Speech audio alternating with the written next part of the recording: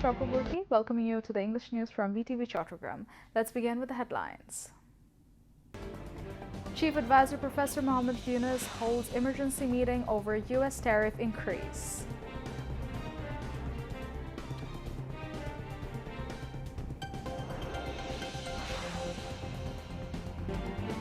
Bangladesh deeply values its relationship with India based on intertwined histories, geographical proximity, and cultural affinity, comments Chief Advisor Professor Mohammed Yunus.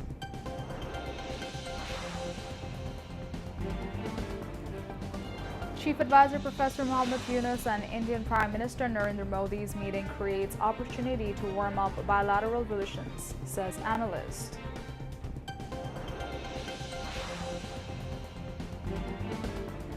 Latest Israeli attacks kill at least 38 Palestinians since dawn on Friday.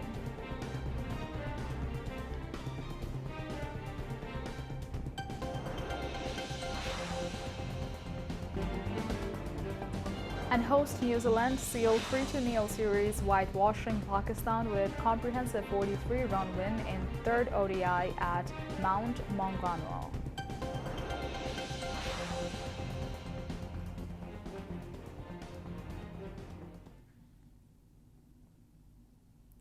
Viewers, those were the headlines. Now moving on to the details. Chief Advisor Professor Mohammed Yunus has started an emergency meeting to discuss the U.S. tariff issue. The meeting started at the State Guest House Jamuna at 7:30 p.m.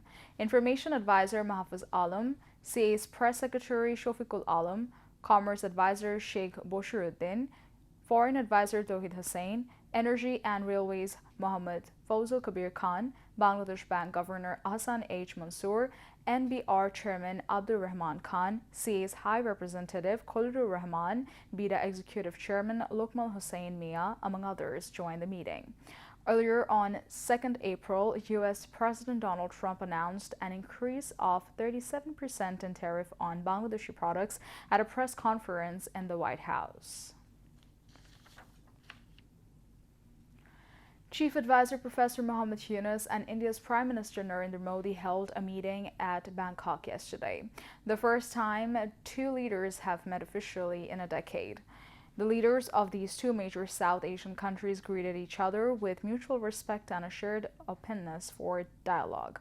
Their 40-minute exchange was candid, productive, and constructive. Bangladesh deeply values its relationship with India, said Professor Yunus.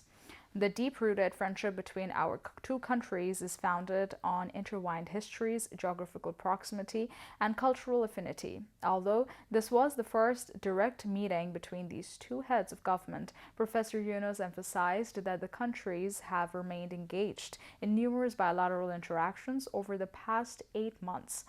The chief advisor called for discussions to renew the changes in the Ganges Water Treaty and to conclude the Tista Water Sharing Agreement. Prime Minister Narendra Modi congratulated Professor Yunus on his assumption of the BIMSTEC chairmanship.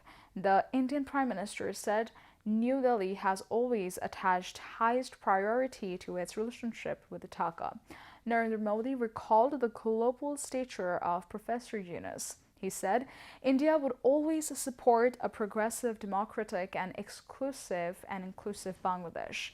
He said India does not support any particular party in Bangladesh. Our relationship is people to people, the Indian Prime Minister said. Professor Yunus inquired about the status of Bangladesh's request for the extraditions of Sheikh Hasina, which remains pending with the Indian government. He noted that the former Prime Minister had been making inflammatory remarks in various media outlets and attempting to re-destabilize the situation in Bangladesh, which seemed to be an abuse of the hospitality India has extended to her. Indian Prime Minister blamed social media for the tensions around Sheikh Hasina's remarks. He said India's attachment is with the country, not with any individual or political organization. Professor Yunus also raised the issue of border killings and stressed that working together to reduce the number of fatalities would not only save many families great anguish but also help build trust and confidence and strengthen the relationship between India and Bangladesh. Narendra Modi said Indian border troops opened fire only in self-defense and the fatalities occurred in Indian territories. The two leaders stressed the need to work together on this issue.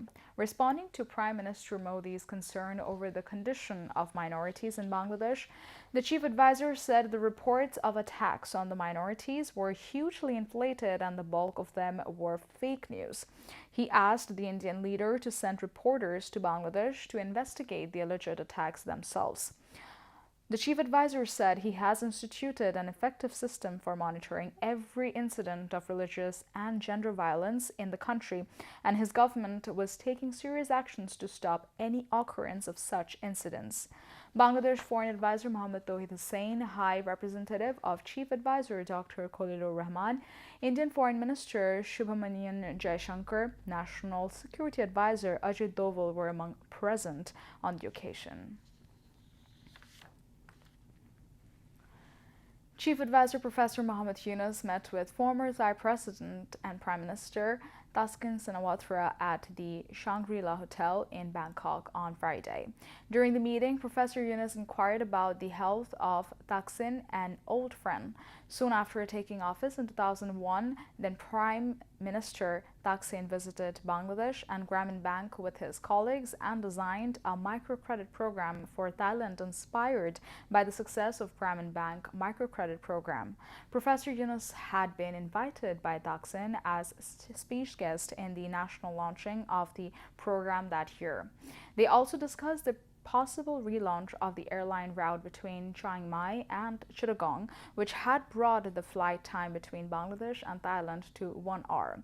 Thaksin recalled then Prime Minister Khaleda Zia flying together from Chittagong to Chiang Mai on the inaugural flight. The chief advisor sought Thaksin's support for Bangladesh's plan to become an ASEAN member. Meanwhile, Senior General Min Aung Hlaing, Prime Minister and Chairman of the State Administration Council of the Republic of the Union of Myanmar, called on Chief Advisor Professor Mohammad Yunus on Friday at the latter's hotel on the sidelines of the 6th BIMSTEC Summit in Bangkok in Thailand. The Myanmar Prime Minister congratulated Professor Yunus on assuming the chairmanship of BIMSTEC. He hoped the regional grouping would witness a new dynamism with the Bangladesh leadership. The meeting between Chief Advisor Professor Mohammad Yunus and Indian Prime Minister Narendra Modi in Bangkok has created an opportunity to warm up the bilateral relations between the two countries. Following the historic mass uprising led by students and people, fascist Sheikh Hasina fled to India. She had been engaged in various activities aimed at destabilizing the country from India. As a result, tensions between Bangladesh and India have persisted for the past 8 months. Efforts had been underway to arrange a meeting between the two top leaders of the two countries to restore relations. Finally, on the sidelines of the BIMSTEC summit in Bangkok, a meeting was held on Friday between Professor Mohammad Yunus and Narendra Modi.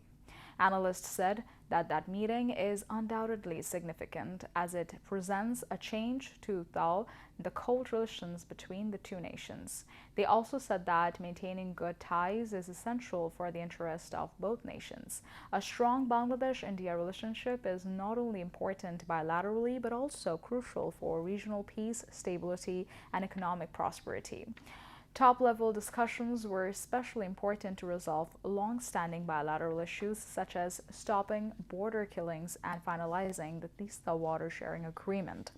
Analysts said that the meeting between Professor Mohammad Yunus and Narendra Modi has opened the door to that possibility. Now, international news. Medical director says Al Ahli Hospital in Gaza City has no space left to treat casualties as the latest Israeli attacks kill at least 38 Palestinians since dawn on Friday. At least 100 Palestinian children have been killed or injured each day in Gaza since Israel broke the ceasefire on March 18th, the head of UNRWA said. Hamas warns that half the remaining captives in Gaza face imminent danger as they are in areas under new Israeli military forced expulsion orders. Gaza's health ministry says at least 50,609 Palestinians are confirmed dead and 1,15,063 wounded in Israel's attack on Gaza. The government media office updated its death toll to more than 61,700. A Russian missile attack on the central Ukrainian city of Kryvyi has killed at least 18 people and left dozens wounded, Ukrainian officials have said. 9 of the dead were children, said President Volodymyr Zelensky, who grew up in Kryvyi. Local officials said a ballistic missile had hit a residential area. Images showed at least one victim lying in a playground, while a video showed a large section of a 10-story block of flats destroyed and victims lying on the road. Russia's defense ministry later claimed a high-precision missile strike had targeted a meeting of unit commanders and Western instructors in a restaurant, and that up to 85 were killed. It provided no evidence. Ukraine's military responded by saying that Russia was spreading false information to try to cover up its cynical crime. It said Moscow had fired an Iskander-M ballistic missile with a cluster warhead to maximize casualties.